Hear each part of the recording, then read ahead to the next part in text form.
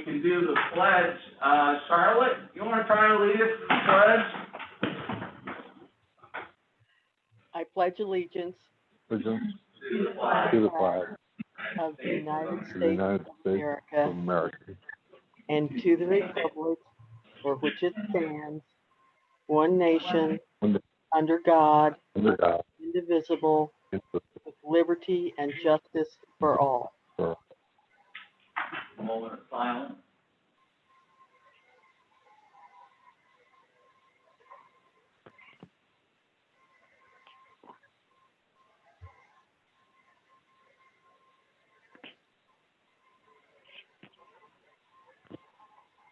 All right, thank you. Okay, if we could have roll call, please. Mr. Bartlett, Here. Mr. Fowler, Present. Ms. Owens, Here, here? Yes. Mr. Seaman? Here.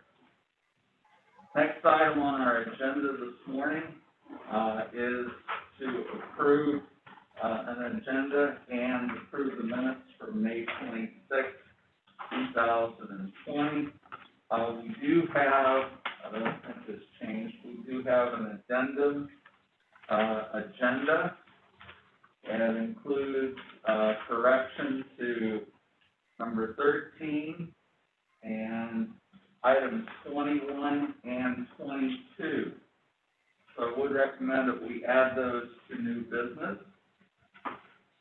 If I can get a motion and a second, if we can have any discussion. So move. Move by Mr. Fowler, Second, Gary.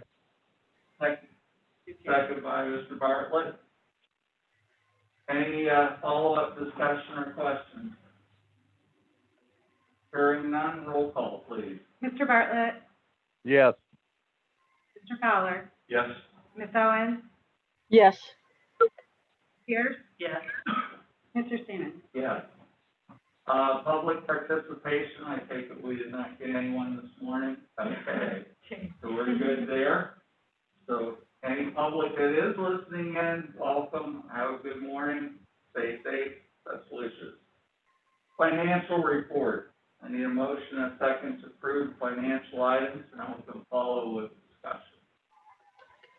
So moved. Moved by Ms. Pierce. Second. Second by Mr. Fowler. Comments, Laura? May was a busy month, but we, let me see. We sent out all bills in the middle of June here, last week actually, and we just received a bunch of checks in the mail yesterday. So our balance should look nice at the end of June, which you know that the bills they're paying in June is for the runoff of contracts through August. The appropriation adjustment, I was hoping to be able to close out my books before June 30, but that's not happening. So you see the appropriation adjustments net increase. Really, that's just, let me look at the, sorry, I did this like 2 weeks ago, I feel like. Sorry.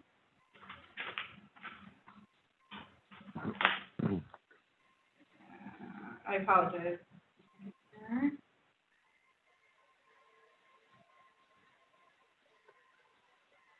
The biggest one, adjustment for $60,000 was just for a mid-year educational associate contract.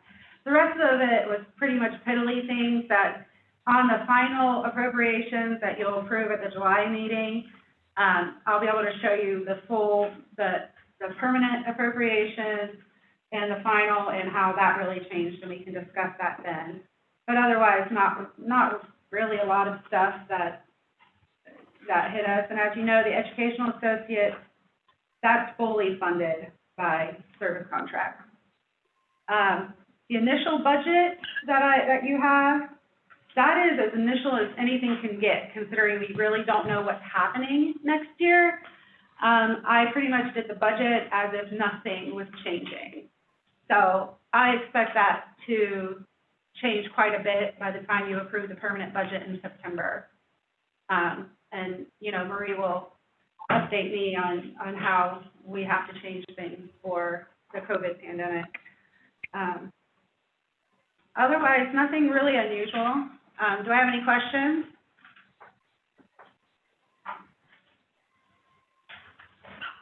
Any questions from anyone? No. Charlotte, any questions? No, thank you. Roll call, please. Mr. Bartlett? Yes. Mr. Fowler? Yes. Ms. Yes. Owens? Yes. Ms. Pierce? Mr. Seaman? Yes. The next item is new business. This again includes the items that we picked up off the agenda. Need a motion and a second, and then we can follow with discussion. So moved, Gary. Oh, so moved by Mr. Bartlett, I'll second it. Just for a change of pace. Good. Marie, we'll let you go ahead. Okay, well, we, as we have normally this time of the year, you have folks who are, resigning, retiring, you have folks who we're hiring to fill the gap. We're after a superintendent's meeting, last of, well, I guess it was the 12th, whatever day that was, Friday ago. Superintendents decided they did want us to continue to plan to move forward on preschool being full day for the fall. We also, across all of the programs, have put on hold the hire of additional paraprofessionals to fill positions that are vacated through retirement or a resignation. But for the teacher positions, we are moving forward with filling those positions. So interviews are continuing virtually. The team comes together face-to-face, socially distancing, and then we Zoom with candidates virtually and conduct the interviews, and I'm doing the second interview virtually. And it's a really strange process, but I'm really pleased with some of the candidates that we have recruited for this fall. We do finally have, as you know from the last board meeting, BCBA that's on board, and we're already working on getting him integrated. The other thing that we've done is we've done a very thorough analysis of what are the minutes written into IEP regarding kiddos and OT, PT, speech and language, adaptive PE, and we have been working on ensuring that as we fill positions, we are filling what the need is with a little bit of gap, because we always have kids that come in, they get referred, they move in, et cetera. One thing to note is that with both of our most seniors SLPs, they are being replaced with a young lady who is, I believe we put her on step 3. Where's our little girl? Motion 13. Yeah. So she's Kristen Bachman. So she is going to be replacing really both of those positions. When we looked at minutes, we were able to create some efficiency. So the goal is to continue to make data-driven, informed decisions to help manage the cost to our district. When you take a look at all of the additional supplementals, understand there's somebody paying those. So for the Pickerington ones, Pickerington had approved and are paying those. On item number 14, Jody Branniger's 2 additional compensations, that's at the request of Bloom Carroll, and those are ones that have been traditionally in place for Jody. There was no increase to the amount from last year to this year.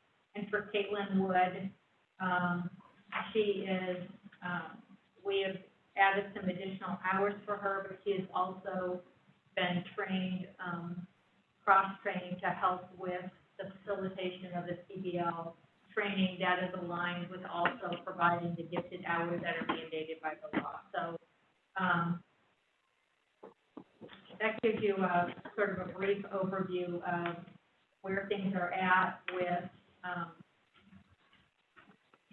the agenda, the Marion City School District contract and the hire of Brian Hensley, as Laura indicated. Those actions are taken only after a signed agreement with the district, and then those folks are hired against those contracts. And we receive 6% off the top of that amount that we're able to put into general fund. Any questions? Any questions for anyone? Yeah, Marie, assuming that we don't start back up in the fall, what kind of RIF are we going to see, if any? Well, right now we're at a point where we've had enough resignations or retirements in terms of the paraprofessionals that I don't think we'll have to do any RIF. Okay, that's we're really good. back on filling those, and from the standpoint of related services and teaching positions, we're not foreseeing any RIFs either. We really worked hard at managing that HR piece. That's good. Or do you think is this just normal retirements, or you think this COVID has just turned a switch for some people to go ahead and? I think it's pretty normal. Okay.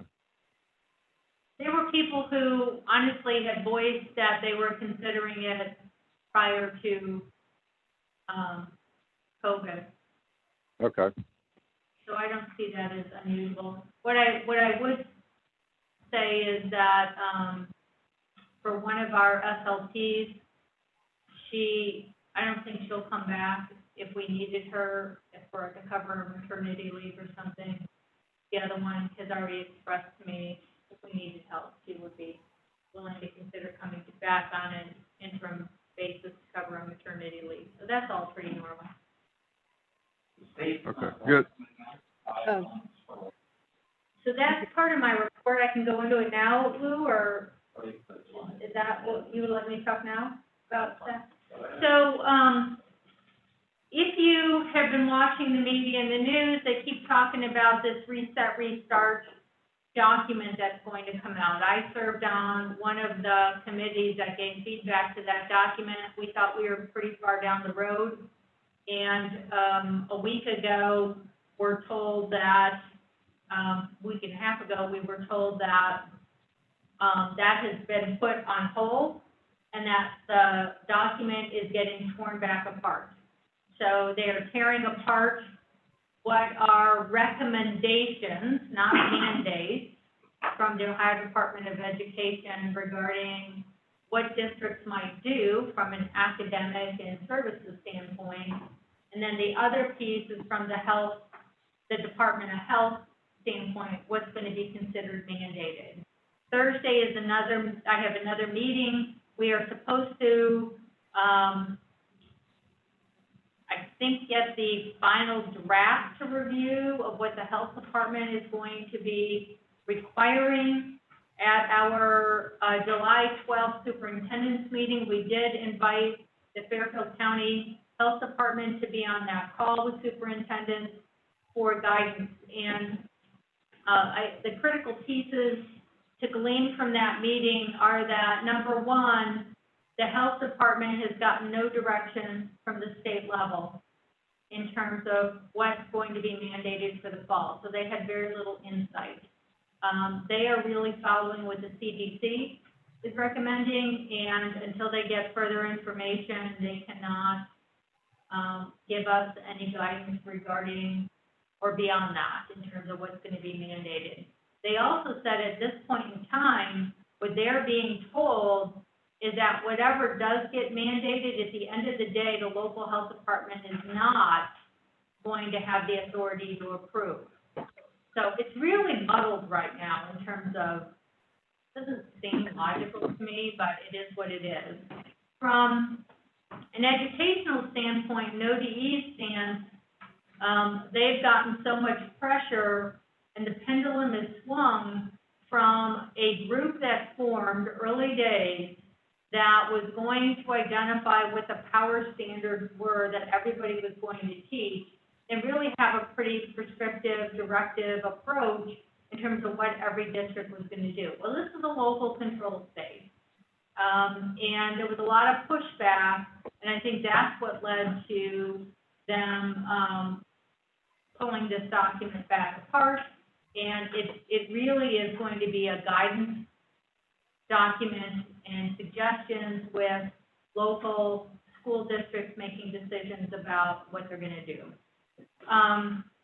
When we press the health department to answer questions such as, with every district historically, well, you would know this if you worked in school, Lou and Mary, there's always been a threshold by which a school district would shut down if the flu went rampant or something that was a communicable disease went rampant. Whether that's 25% of the population out or 40%, whatever was set, it with that local discretion, by which a school would shut down and everything would be re-cleaned and reopened again. And so the question was posed to the health department, do you have a sense of what that threshold would be? And they really said, no, not yet. When asked how contact tracing would be done within the school environment, because the rumor has been, well, if one kid gets it, the whole school is going to shut down again. They said that is not their understanding. What they're following in the CDC guidance is that, let's say Johnny's in preschool and Johnny gets COVID, Johnny would have to go home and self-isolate, and so would every other kid in that classroom and others who he has had at least 15 minutes of contact with within 6 feet without a mask. This is the criteria that they suggested. So they said casual walking up and down the hall, casual going into the bathroom to use the facilities, and somebody cleaning up, spraying and cleaning afterwards, would not constitute those people having to go home and self-isolate for 14 days. The next question that was asked was, if somebody in Johnny's family is sick, but Johnny is not sick, so he doesn't have symptoms, he doesn't have a fever, what happens? Johnny would have to stay home and self-isolate for 14 days, but nobody else would have to. Okay, so with the contact tracing, that is the CDC rules, and that's how they are currently interpreting what would be in place. What they did say, and what we agree with, is that that doesn't mean the general public isn't going to say, oh, wait, I'm not sending my kid. So at this point in time, Pickerington's probably further down the road than anyone else, and I just sent a message again to Chris Briggs. He and I are going to meet up again soon. But all of the districts are waiting for this guidance to come out. We have agreed to work collaboratively with the health department once it comes out to try to have as much consistency as possible across the district so there isn't chaos that ensues. This district's decided this, and right next door they decided this.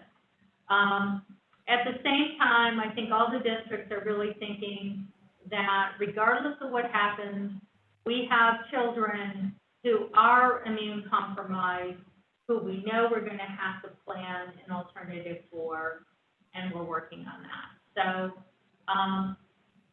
no solid plans at this point in time, but it's not for lack of effort. Does that answer your question, Gary? Yes. The thing that's really interesting, one of our districts, we don't have any, I think that Dr. Acton or maybe it was the governor at some point made a comment about this. We can do everything in our power here at work. We can do everything in our power at schools in terms of employing all of the recommended practices we need to make sure people are safe. But at the end of the day, we don't have any control over what people do the other 16 hours of the day. And a case in point is this: on the call with superintendents, one of them talked about sports reopening, which you've heard about that. And the coach called, or somebody from the athletic department started calling football players because they had come up with a plan to create little mini teams, and that kids were going to stay in their cohort and do training to reduce the amount of interaction between kids. So he calls the first kid on the list and talks to that kid and tells him what his assignment is and who's going to be in his group, and then that coach is trying to get off the phone and saying, you know, thanks, we'll see you soon. Now I need to call, whatever, Joey. And he's like, oh, you don't need to call him. He's sitting here right here next to me. And so he gets done talking to Joey and says, well, I need to call, I'm just making up names, Keith. Keith is going to be on another team. Oh, he's sitting over here. They're all playing video games. So it just speaks to the point of we can do everything in our control, and we still have no control over what kids are doing and what their parents are doing. I know the pool next door to me, it is like a regular, you know, stream of cars pulling up, kids getting out, hopping in the pool, eating hot dogs, all hanging out together, and then them leave, and, you know? So, I don't know, it's really we have negotiated agreements with entities like our Florida Virtual School with K-12 curriculum. We've negotiated agreements with Visual, with our math, our ST math, et cetera. And I have everybody standing at bay, waiting for superintendents to make a final decision on how many licenses they want. And we're looking at the end of July for that to happen because they just don't have enough information. So anyway. Well, my biggest concern is how are they going to monitor or control the contact tracing, you know, in the event that, you know, like you said, Joey comes down, and then you got to go back and see who, you know, how are you going to do that? The health department is supposed to be in charge of that, and the other thing that's really important to understand is it's voluntary. A citizen is not required to tell you who they've been in contact with. They're going to ask, hopefully they'll say, but there's no requirement. So it's a very imperfect. I understand that, but, you know, if it's going on across the whole county and all the schools, I don't think the health department has the manpower to, you know, implement this. Right. No, I would agree. But I'm hoping in the next few weeks there's some greater thought applied to all of this. And it's interesting to see as states are opening up. You've followed the data. I can send you something that I just got yesterday. My son sent it to me, which is really looking at the rate at which COVID-19 has taken over every other communicable disease and the leading causes of death in the world. It's the rate at which over time that has happened. So people keep talking about this being just like the flu. It is not just like the flu. And they're not close really to have a safe vaccine yet. So I think this is going to be I think we're going to be dealing with this for a year. That's just my opinion. I'm not a medical doctor. But Questions for Marie? This is, sorry, would you just remind me about number 17? What is a VASA? Sorry. number 17. VAZA. It's a consulting company, so it's sort of like, so what they want to do is they want to hire somebody through us, and we'll take 10% Okay, of that person's, cause it's remember, we charge 6% to Right. public entities, 10% to private entities. So we'll make 10% off the cost of that person, and it is work in public schools, but it's through a, LLC, that's a private entity. okay. Does that make sense? Yes, thank you. Oh, the other thing that I do want to mention, which we didn't talk about, is we have reframed, Dr. Freeman's, position. And, if you recall, we had a tech coordinator who left mid-year. Dr. Freeman stepped up, has continued to do cleanup on aisle 6, and has, really, identified the major issues that we had to address, but is getting cleaned up. The other change that took place during this last year is, you know, that I never filled the ESC associate position. And I don't really feel this is the timing to do that, but the area that we continuously need additional support and help, or I do, is the area of HR. And so we looked at recasting that position. James is essentially making a lateral move in terms of the price point, in terms of salary and benefits, to a director position, but we've folded under that, this new position of Director of Operations with central office to really monitor and oversee and direct the technology piece, make sure we're compliant from an HR issue, which will be a huge help to Laura. And Dr. Freeman also has a superintendent's license. So in my absence, we have somebody who can help in those situations. And so we thought that was a more honest reflection of what all we pull on James to do. James has stepped up really out of his flexibility and kindness and heart with a lot of really difficult HR issues. When we need somebody to go in separate, conduct a separate evaluation or to help with an investigation, James is the one we've been calling on for the last 3 years to do that. So we have included a job description that better encompasses that, the work that James does, and again, he is moving from the administrator's salary schedule to the director's salary schedule to give the director title, but the price point is I think it's within $500, the same in salary. Other questions, Mayor? Yeah, my question was on the 33 Alliance Navigator. So Mary Rollins is only a part-time person, Yeah. so there's not the need for any more than one. And Well, that, what happens, the process that's used by that for those positions is Rick Zabrick, yeah, met with all of the districts, looked at what they were willing to bear in terms of the cost and time.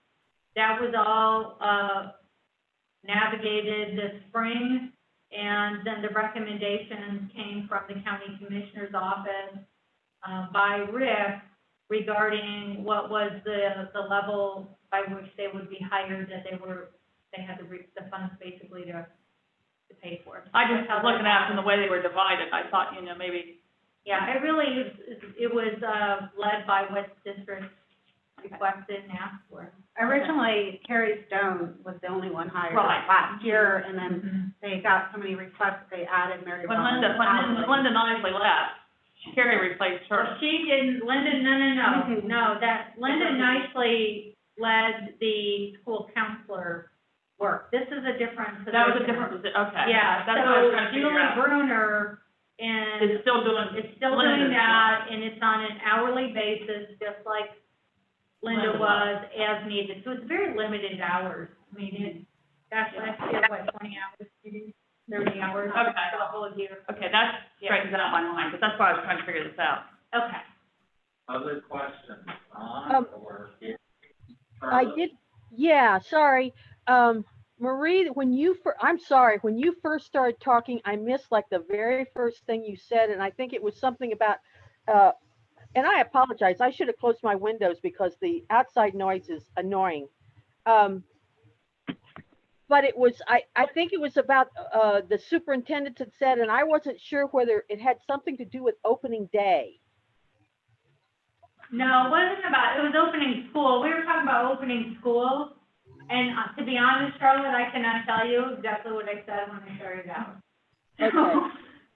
We're working with the health department, and we're still navigating information coming from the state level that gives guidance regarding how we're gonna open. Really Pickerington, I think I said, was the one furthest down the road. Lancaster too. I mean, Lancaster is working,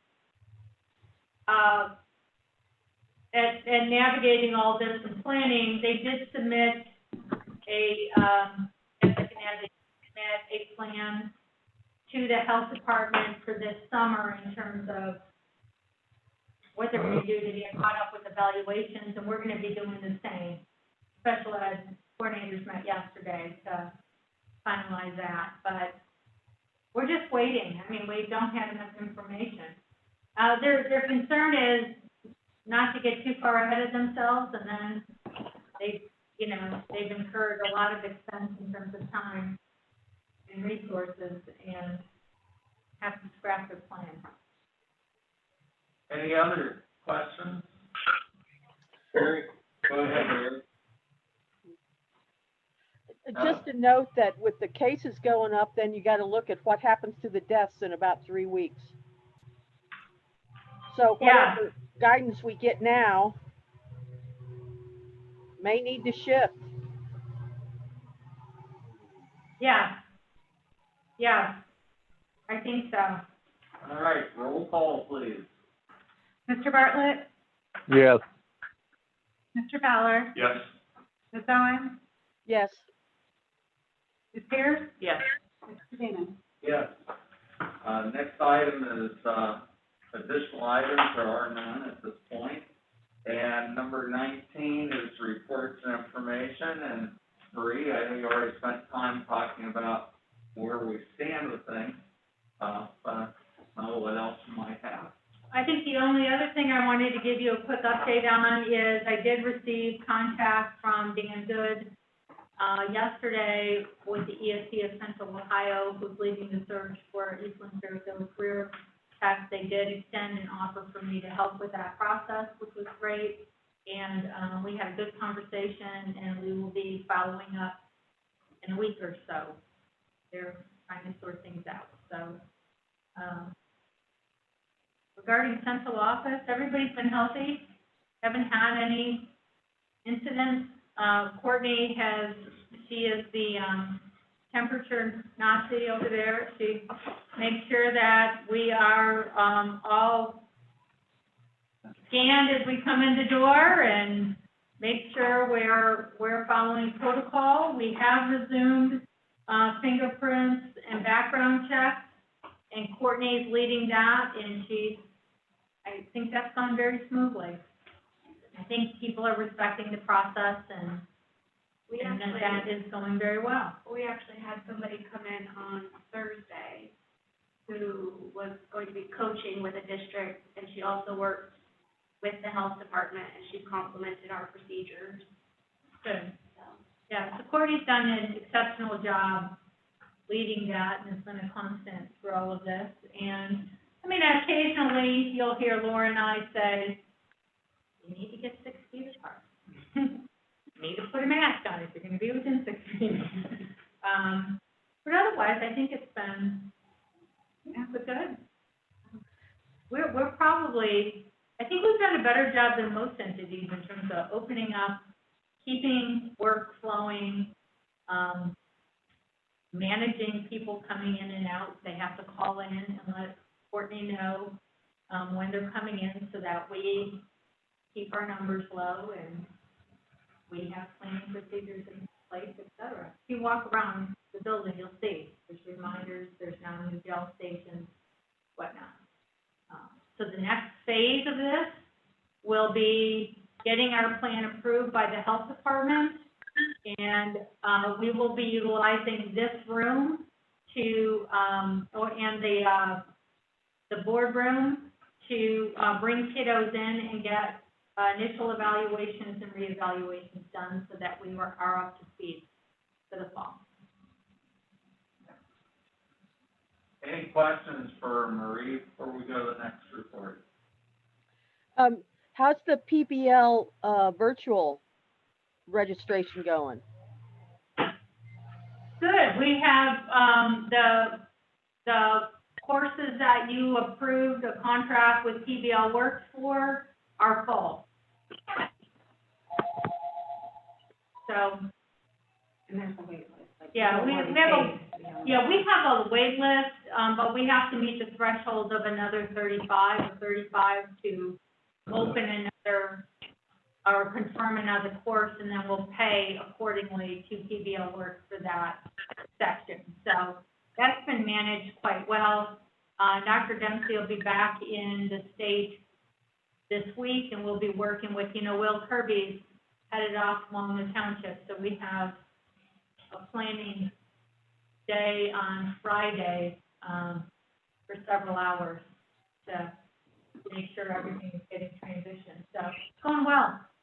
Right. Next item on the agenda is Eastland Fairfield Career Center report, and I'll let our two reps talk, that are here, Gary too.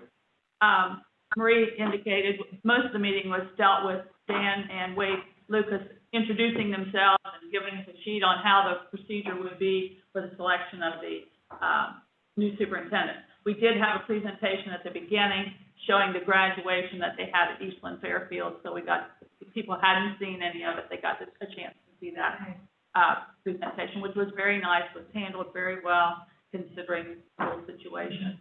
I think many of the virtual graduations I saw Pickerington North and Pickerington Central graduations on YouTube. I think, all that happened, I think, and many times the kids said that it was exciting, even though it wasn't what they'd expected. I would remember it better than I remember my graduation. Well, and some of them will have it always to keep, it's not something, they can go back and look and see where somebody was, or name, or something like that, because now yearbooks are not a thing they used to be. Used to be, you go back and get your yearbook out, look up somebody. Well, that doesn't happen. So that was basically all we had, the two things at the meeting.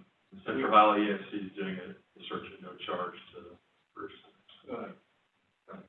Who is the other person? Dan Good and Wade Lucas. Oh, okay. So I appreciate that they reached out to me. Yeah. Yeah, they said at the meeting they were going to. Yeah. Additional items as needed, we'll go around. Gary, anything? I don't have anything. All right. Charlotte, questions, anything to add? No, thank you. Okay, Mary? No. Ron? All right. Well, we've done exceedingly well today, and I need a motion for adjournment. So moved. Moved by Mr. Bartlett. Do I have a second? Second. Second by Mr. Fowler. Hearing no comments, roll call. Mr. Bartlett, Yes. Mr. Fowler, Yes. Ms. Owens, Yes. Ms. Pierce, Yes. Mr. Stevens. Yes. Everybody take care, continue to be safe. I think we'll have a lot more ahead of us. Stay safe, everyone. Thanks. Yeah. Yeah, you Yeah.